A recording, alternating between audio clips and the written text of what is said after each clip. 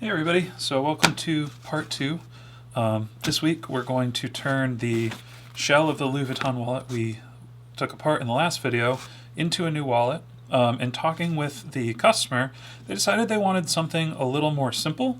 So we're going to do, so it was simple, no edge dye. And now when you terminate this fabric, you have to paint the edges. They didn't want that, which I agree with. I'm not a big edge paint fan. So what we're going to do is, we did this in the Gucci wallet too, we're going to use a border and we're going to kind of bury the edge of the fabric in between these seams. So the outside seam is just going to be all leather and a nice clean burnish with some wax. And then the fabric will terminate in between the interior stitch and the exterior stitch. So it should lock everything in. We won't have to worry about fraying edges. And it also gives us an opportunity. We're not going to be using this full piece, which, while it seems like kind of a waste, it really is nice to have more than you need of this Louis Vuitton fabric, because then we can go through and we can pick, like we can kind of do the Louis Vuitton thing where we can center the print, and it's not going to be perfect, but it'll make it a nice, more balanced piece. So the first thing we're going to do is we're going to get to cutting out all these leather pieces. I have a little pattern here. It's slightly oversized, so this is a 4.5-inch card pocket. Usually they only need to be 4 inches, but it'll allow you to put folded bills or receipts in there because it is a single, more slim piece. So it's going to look a little comical with a card in there, but the reality is what we want to do is we want to be able to fit different things in all these slots, not just cards. So we're going to start with the basics. We're going to roll out our Hermann Oak saddle tan leather. I think this is the London tan, and 3 ounce. Trace all this out and get it cut.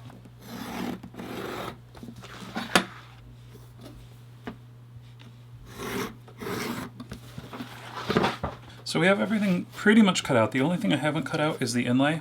And the reason for that is I want to skive around the sides of it, and it's way easier to skive if we leave this as like a whole piece. So what I'm going to do is I'm going to skive around the outside, then I'm going to go in and cut out the inlay. So I have my wing dividers set to my little, that's a little aggressive. My wing dividers are set to a little bit wider than my stitch line dividers are, and that allows me to lay out a line for my skiving, and I know that my skiving is going to go past my stitch line, so that my stitch line will be landing right in the middle of my skive. And you can kind of see that right there. So I'm going to start my skive here. The stitch line will be right in the middle of it, so it won't be too thin, but it won't be too thick either. And I'm going to do that on pretty much every piece of this. So we have a little bit more of a refined, because we do have the liner, so we want it to be a little more refined. So I'm going to do that on this one. This is the interior shell, and the reason we cut this out instead of just gluing it straight to the fabric once we cut that out is because we're going to have 2 pockets.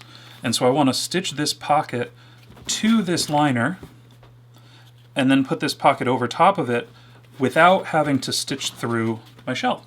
And the same thing goes for the inlay. I'm going to attach the inlay to the shell, stitch around the inside seam of the inlay, and then glue it onto my liner so that I don't have this whole outline stitched through. Just make it as clean as we can with all the stitching in between the layers on the back sides.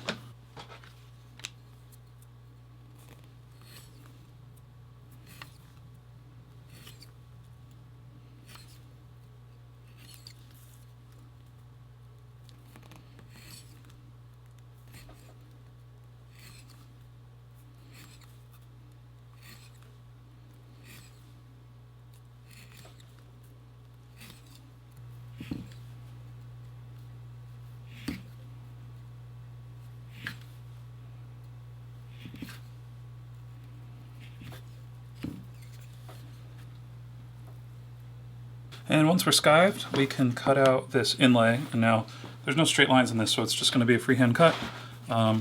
Sharp number 2 X-Acto blade. And we had a lot of comments. This is a solid brass blade holder that we designed, logo on it. We've been developing it for like 6 months. They're in production, so we'll have these available soon. They're very comfortable. They got some nice weight to them. So they're really nice to use for cuts like this, because you have that weight keeps your hand kind of steady.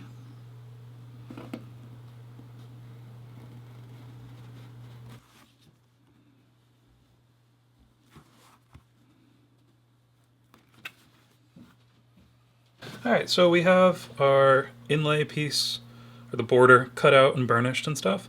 So now we have to figure out how we're going to cut our piece of fabric. What I like to do is I like to use, instead of using the grid, I like to use the pattern because the pattern is, you know, measured out. And so I'm going to want, I think because we have, because of the snaps, which we're not going to use, and I'm not really going to cut them out, our best bet is to have one Louis Vuitton logo right in the dead center there, which tells me that these points on the little flowery things are going to be our center line. So I'm going to kind of line those up with the dip here, and just see what that's going to look like before I do any cutting. And I like it. Of course, I'm not trying to make this a fake, authentic Louis Vuitton. We're going to have the logos cut off. It's good that you make it in a way, if you're going to do an upcycled piece like this, that there's no possible way anyone could think it's an authentic Louis Vuitton piece. It's authentic fabric, but it's not from Louis Vuitton. It's going to have our logo in the middle. As a lot of you know, we used to sell things like this on our own accord, and Louis Vuitton sent a private investigator to our house thinking we were running a sweatshop of fakes. So keep all your stuff with the serial numbers or the dates or whatever. Make sure you have all that, so if someone gets in contact with you, you can say, no, it's real, and even though you're trying to bully me into not making it, it's totally legal to do so. So, rant over. So we're going to have the Louis Vuitton logo in the center of the piece. I'm just going to measure out, this piece is 4.5 by 6.5. So I'm going to measure out a 4.5 by 6.5 chunk of this, cut it out, and then I'm going to cut a 1/4 inch off either end, or all the edges, so that our fabric lies a 1/4 inch inside of the outside of our leather shell, so that that edge, like we talked about earlier, will be locked inside and won't fray or even be exposed to the elements.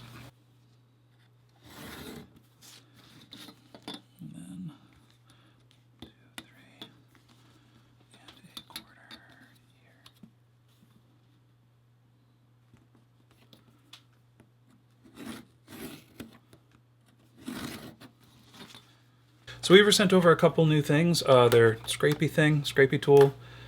This is to rough up leather before you glue it. We always use our knife. It's just kind of how I've been doing it, but we're gonna give this a go. And then, I don't know how to open it. We also have some little squeegee paddles to glue. So we tend to kind of use things until someone shoves a new tool at us, because we just get in a groove and use things for 10 years. So it'll just be really nice to give these a try. I'm gonna open this guy up, and I'm actually going to scrape just a little bit of the edges of this fabric, because this coating on this can be a little difficult to glue. I have to open this up first. Oh, there's tape on it. Okay. That's way easier. So there we go. So what this is for, instead of using a blade and possibly dulling it, you just take your leather. I'm sure you've seen these before, and I have too, I've just never used one. And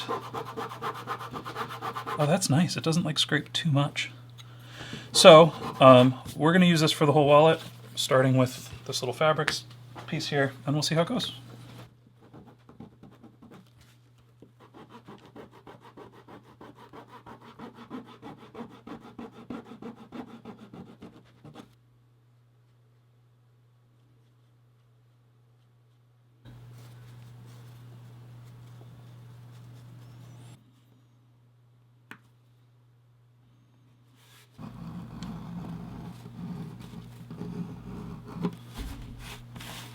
So we have everything roughed up with our new little rougher thing. I think I used that right.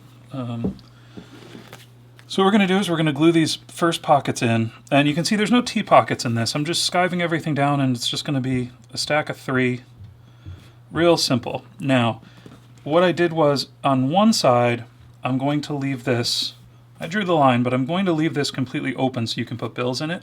On the other side, though, I'm going to stitch right here so that when you put a card in, it doesn't get sunk all the way in, because this is big enough where a card would be like under here. So the card will stick out like a little 1/8 of an inch. We're just going to sew it here.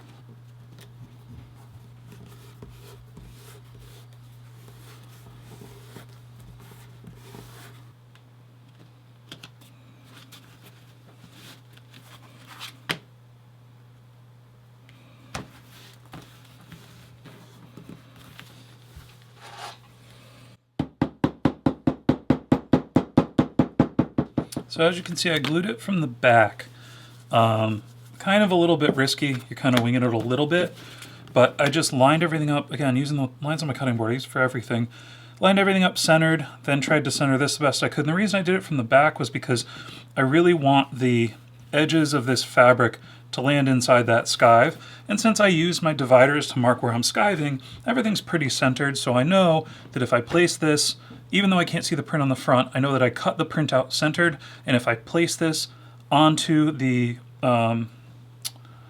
inlay piece centered, that when I flip it over, it's going to be centered, and it pretty much is. So the next step is we are going to mark our stitch lines on both this, and I also glued these little pockets in. I figured you guys have seen me do pockets a million times. I'm just going to stitch one part like we talked about, and I'm going to stitch around the outside of this, or the inside of this.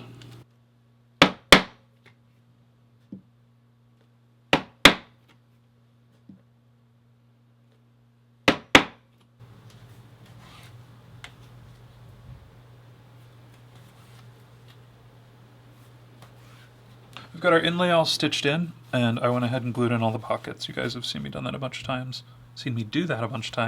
And like I said, I only stitched the big pocket on one side so that a card will go in and won't slide all the way in, but then on this side you can fold up bills or whatever and it'll go all the way down.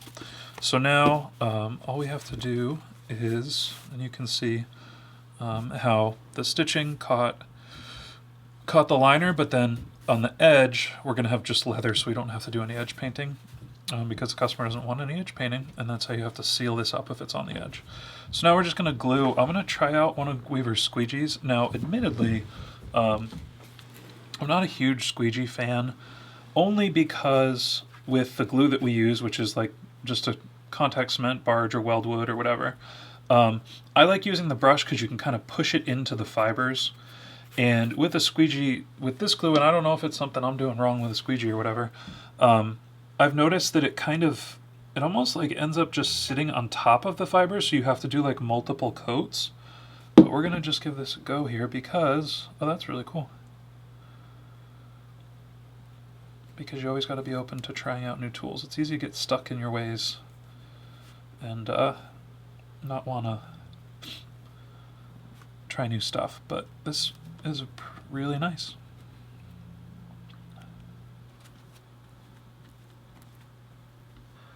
I'm gonna do half first and just go slow with it.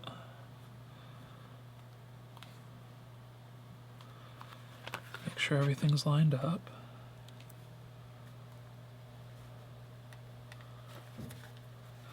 Then I'm gonna give it a fold. And what this is gonna do is we're basically gonna glue the fold into the wallet a little bit. And you can, like, they make jigs for this. This is not the most ideal way to do this, but you can do it without a jig. There we go.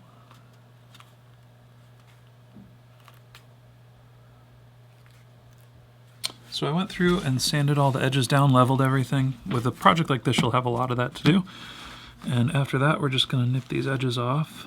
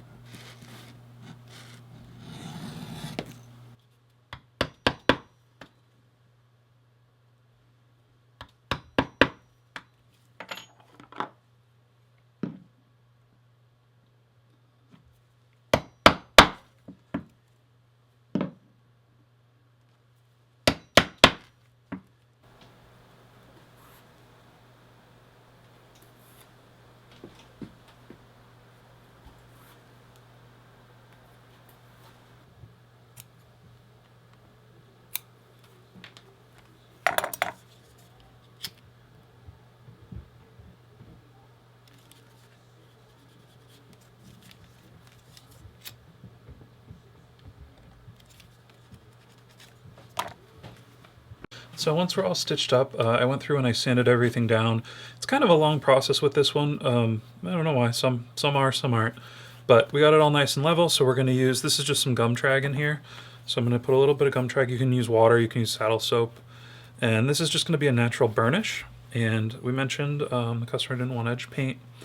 I tend to agree, I'm not a huge edge paint fan. And so by burying the inlay in here, that gives us just a pure leather edge on the outside, and we can just burnish it up like we would any other project. So what I like to do is, on a piece this small, I'll gum trag around the whole outside, because you don't want to burnish with gum trag when it's wet. You want to let it kind of, it tacks up, not like glue really, but it just kind of like, you want it a little bit dry.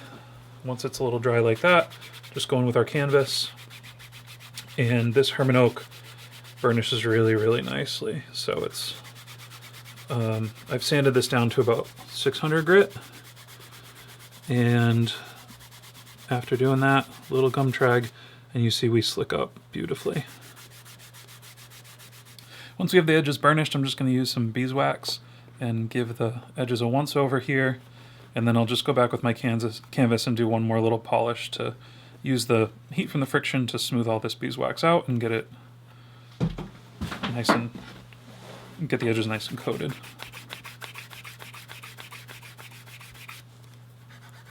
And here we go. Here's the finished piece. I don't know if the glare is gonna be too much for you there, but yeah. So it's basically an oversized card wallet. We usually do our card wallets 4 inches. This is 4.5 inches, just because these bigger pockets you can put bills or whatever you want into them. Kind of a nice go-between if you don't want to bifold or a bigger wallet and you need a little more room than a card holder. On the outside, I'm really happy we went with the London Tan English Bridle from Hermann Oak instead of a natural, just because it kind of fits the vibe of this canvas. The print's kind of worn in or worn out a little bit. If we were to go with just a veg tan, it would be really bright and it would take a little while for it to wear down. Whereas this this London Tan Bridle picks up a lot of color fairly quickly. So in a couple months, this thing will look like it was just made this way to begin with, which is something I really like. And then on the inside, what I did was I put the card slot that we sewed down here is on the unbranded side, and then the side with the brand on it is the side that has the full-size big pocket, so you can put folded bills or receipt slots or whatever. And I'm really psyched on it. I think it came out really nicely. I like this inlay shape. I've done it before. It's like a nice little flair without being too Western or too really anything. It's just nice little detail. And like we talked about throughout the whole video, it accomplished what we needed it to accomplish by helping us attach the liner, but also bury that edge so that we can just have leather on the outside and we don't have to worry about the canvas fraying or painting the edges. So thank you guys so much for watching, and we'll see you in the next one.